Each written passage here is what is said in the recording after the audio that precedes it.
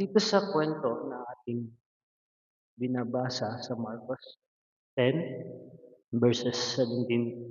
to 29, we notice that this is a conversation of the Lord Jesus Christ and the rich man, the young rich man. Binanggit po dito yung sa conversation na paalis na ang Panginoong Hesus noon, magkakaroon siya ng ministeryo sa ibang lugar, kung kaya naghahanda ang Panginoong Hesus. Subalit mayroong lalaking mayaman